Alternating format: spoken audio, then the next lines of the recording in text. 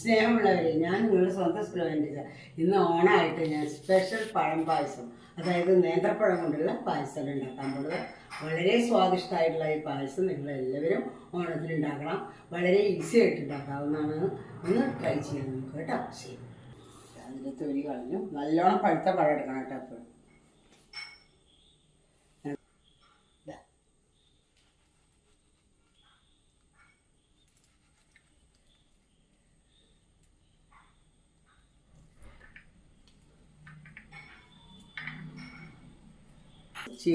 ചീനച്ചട്ടി അടുപ്പിൽ വെച്ചു, കടായി അടുപ്പിൽ വെച്ചു. ഇതാ ചൂടായപ്പോൾ ഒരു ടീസ്പൂൺ നെയ്യിട്ടു. ഇതാ അതിൽ പഴം അരിഞ്ഞത് നോക്കൂ, പഴം അരിഞ്ഞതിട്ടു. ചെറിയ പീസായിട്ട് അരിയണം, വലിയ പീസ് കിട്ടുമോ ചെയ്യാം. ഇത് ശർക്കര വെള്ളം ഒഴിക്കുന്നുണ്ട്, ശർക്കര ഒഴിക്കുന്നു കേട്ടോ.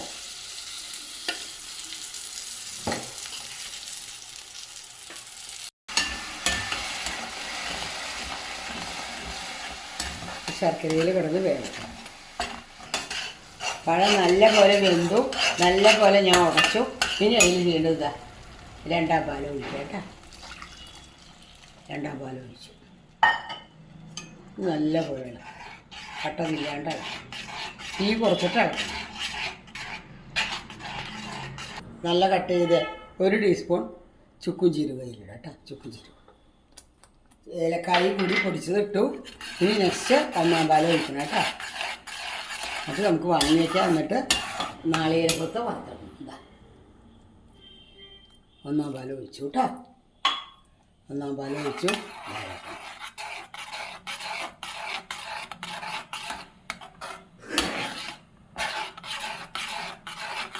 ഒഴിച്ചു.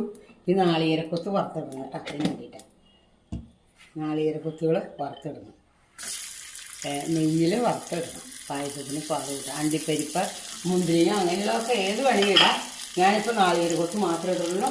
നിങ്ങൾക്ക് എന്ത് വേണമെങ്കിൽ ചേർക്കാം.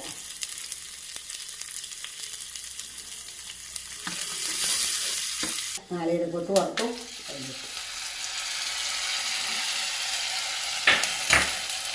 പായസമാക്കി ഈ ബൗളിൽ ഒഴിച്ചിട്ട് തരാൻ ചെയ്യാം കേട്ടോ. സ്വാദം തോന്നി നോക്കണം. നമുക്ക് പായസം, പഴം പായസം, ഉഗ്രം പായസം കാലായി. എന്താ അതിൻ്റെ ടേസ്റ്റ് നോക്കട്ടെ കേട്ടോ. ഞാൻ എന്നിട്ട് പറയാം. ഇത്ര ഈസി, ഇത്ര ടേസ്റ്റുള്ളൊരു പായസം ഞാൻ കഴിച്ചിട്ടില്ല. ഞങ്ങളെല്ലാവരും ഇത്തവണ ഓണത്തിന് ഈ പഴം പായസം ഉണ്ടാക്കണം കേട്ടോ. വളരെ ഈസിയാണ്. പഴം മറ്റത് വരട്ടി വെച്ചിട്ടൊക്കെ വേണമെന്നുണ്ടെങ്കിൽ ഇതിപ്പോൾ ഞാൻ വെറുതെ